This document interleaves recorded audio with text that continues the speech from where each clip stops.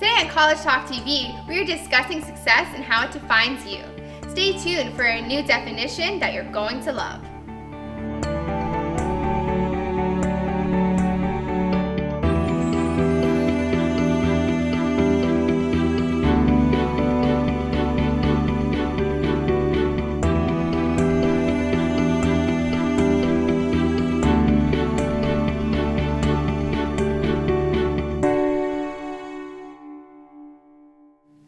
Hi, my name is Valerie Stute with College Talk TV by Smartte, where we talk about relevant issues to college women today.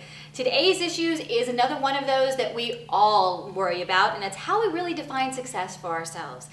So we've got an outstanding panel, and to start we have Dr. Lori Eichelberry with us. Welcome. Thank you. Can you introduce yourself to everyone, please? Sure. Hi, I'm Dr. Lori Eichelberry. I'm a licensed psychologist in the state of Florida, and I am also adjunct faculty professor at 2 colleges at Nova Southeastern University. Wonderful, thank you. And we also have some outstanding college women on our panel today. Ladies, can you introduce yourselves? Hello, my name is Alina Idrisova and I go to Florida Atlantic University. Hi, I'm Jennifer and I go to Nova Southeastern University, junior. Hello, I'm Caitlin Plant and I go to Broward College. Hello, I'm Vanessa and I'm a sophomore at Nova Southeastern University. Hi, my name is Jeanette Sanchez and I am a senior at Nova Southeastern University. Hello, my name is Stephanie Cedeno and I'm a sophomore at Nova Southeastern University.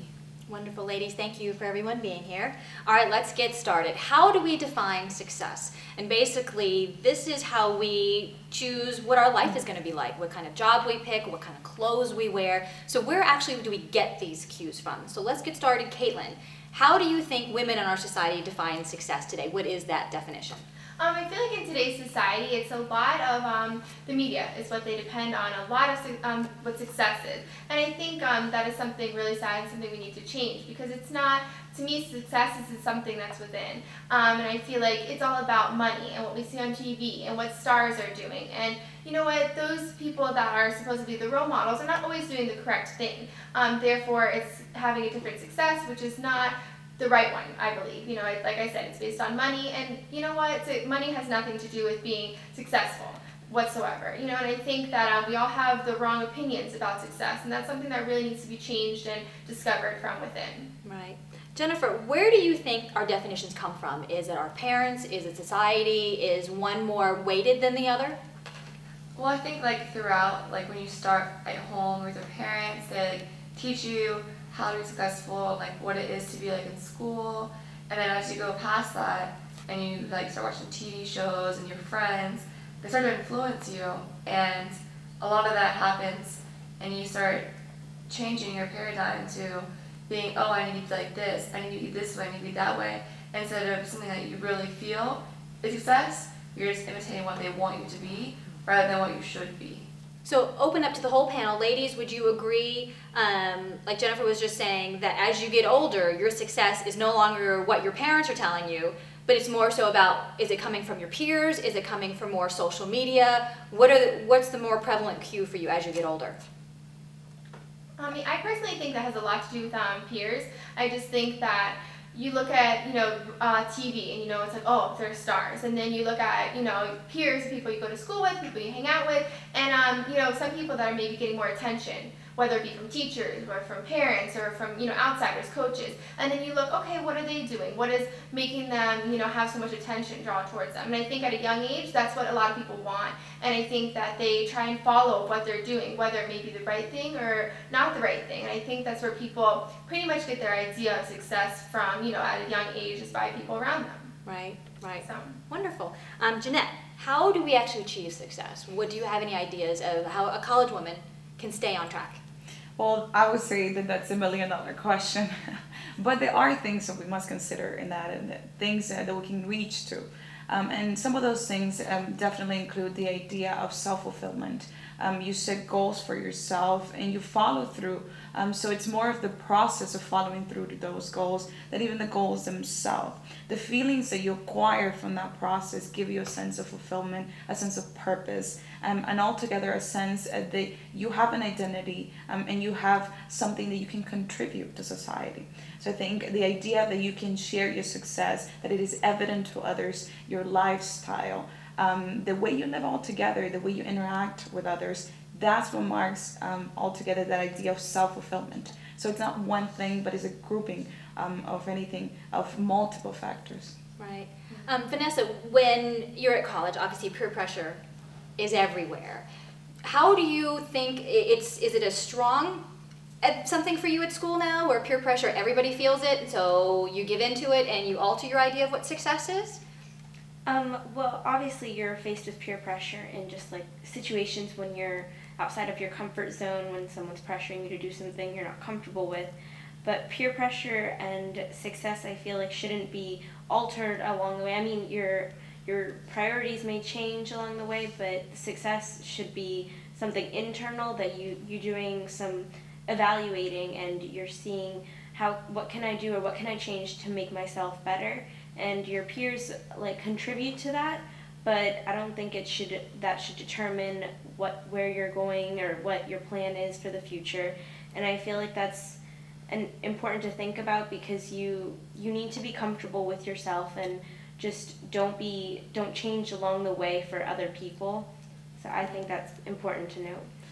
To add on to that, I think when we think of success, we also we make a comparison, for lack of better words. We think success equals comparison, and in terms of being better or greater, having much more than another individual. So we think of those two as working together, and that's not necessarily the case. As you've mentioned, the idea that success is an internal process, it is an internal thing, that you get to share it with others is a different factor, but not necessarily to measure your own success by the success of others. Right. You should only measure yourself being successful as compared where you were yesterday. Only compared to your own progress, right, not to somebody else's progress. And there's another thing, that if you're like you keep comparing yourself to other people, you need to just realize that when you're looking at other people, you're maybe seeing like only the good things, maybe what that person wants to be portrayed as, but they had setbacks and rejections just as everyone else did. So you need to realize that that's an important part of success, that you're going to have setbacks and you're going to get discouraged at times, but you need to keep moving forward, because it's going to get better. So that's right. That it's not going to be a straight, smooth path. Well, those setbacks are actually a tremendous value, because that's when you learn. Exactly. When you at least try for your goal and you get out there and you make mistakes. I know for me, I get excited because at least I found one way I'm not supposed to be doing that. Do something else. Yes. And you're going to learn something from it. As long as you learn something from it, just keep going. The thing is, when people get a setback, they stop. Yeah, it's also important because the goal should never change, even though the path does. Because you're going to go down so many different paths, you're going to go down a path anyways. You might as well keep that goal and keep going for it, because if you really want it, nothing should stop you. Because it's your goal, not theirs. Right. Ladies, this was a great discussion. So, we've got to take a break really quick, but we're going to be back with some solutions on how you can redefine your success. Have you ever felt like you weren't pretty enough? Yes, I have. Have you ever felt the pressure to be skinny? Yeah, I felt that way too. Did you know that almost 95% of all women worry about their appearance on a daily basis? I believe it. It's nice to know that we're not alone. With all today's unhealthy thoughts and images from today's social role models, it's no wonder we feel this way. It seems like our society judges a woman's success just by what they look like. No wonder why, with today's social role models who are famous for nothing and just selling being pretty. You know what? Enough is enough. It's time for a change. Have you heard of Smartte? Yes, I have. I believe we can provide better role models and a better future for women all across America. And it's starting with the Smartte movement, which is going on in all campuses today. With Smartte, we can redefine success as having a great education, being healthy, not just skinny, having strong values, and contributing to our communities. It's time for all of us to get together and make our future better. We believe we can do this, but we need you to be the change. If you're an outstanding college woman and want to make a difference by being a Smartte role model, apply to IamSmart.com.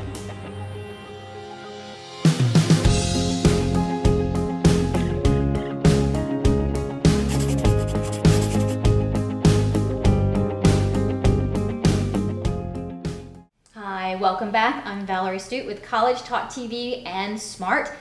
We've already been talking this morning about how you define success. And earlier, just to recap, we've already talked about the issues that a lot of women define success basically by what we see in the media. From our movies to internet to social media, they give us cues on what we should wear, on what our lives should be like. And then we all agreed, you know what, maybe that's not the best place to actually define what success means for us. So, let's talk about some solutions from Dr. Lori. First, defining success is, it's very subjective. Success varies from one person to the next.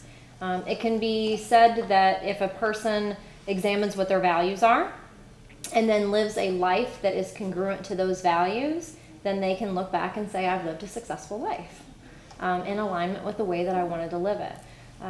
Because that varies from one person to the next, the first part is defining your values. What is important to you? A great question to ask yourself is, when I reach the ripe old age of 100 and I'm on my deathbed and I'm surrounded by my family and I look back on my life, what do I want to be able to say, I'm so glad that I what? And that'll give you a little bit of insight into what your actual values are. And then you have a template. Then you say, okay, this is how I want to live my life. And the goal is at that point to live as congruently to that as you can. The problem is that we get pulled off that path all the time. We get pulled off that path by fear, we get pulled off by insecurity, we get pulled off by comparing ourselves to other people. We get lost in sometimes other people's values, what people think that we should do, and then we forget about what our values are. So sticking to it after that can be probably the most difficult part. Even failure, what you had talked about, is something that can pull you off of your values very easily. It can create insecurity. It can say, well, maybe I'm not going to be good at my path, or it could be very, discouraging. But failure is normal. It's absolutely normal. It's a part of life that we grow from. It's necessary. The goal isn't to live a life where you make no mistakes. The goal is to live life and grow and to learn from your mistakes. So when you do experience, failure in that way, recognize it as, okay, well, this is a learning experience, and now what are my values, and how can I still continue to live congruently to that? For homeworks that you can do specifically at home to put these things into place, there are a couple of things that we'll have available on the Smartte website, and one of those is a values card sort. It lists a lot of different values, and you can actually cut them out and pile them up and start thumbing through them to figure out what things are most important to you in your life and what things aren't. Although we have a lot of overlap among people, there still are quite a few differences as far as how values prioritize. There's another exercise that'll be up, is called a bullseye exercise. These are borrowed from a couple of books by Harris, but they can help us kind of examine how congruently we're living our values and kind of readjust when we need to. Another way that we can live congruently to our values is by journaling. Journaling is, yeah, you have a question?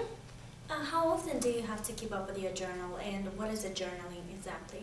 Okay, well, journaling, it's a great question. Journaling can be done, anytime that you have time to do it. But it's great to do it every day. Ideally, if you can journal daily, it'll really help keep you on track. It's a great way to kind of communicate with yourself and communicate with other people all day long. But it's great to check in with where you are and where you want to be. And sometimes even in the morning, before you start your day, pick one thing that you're going to do that day that's going to help you live congruently to your values that day. That way you're always being mindful of it, and you're always working within that template.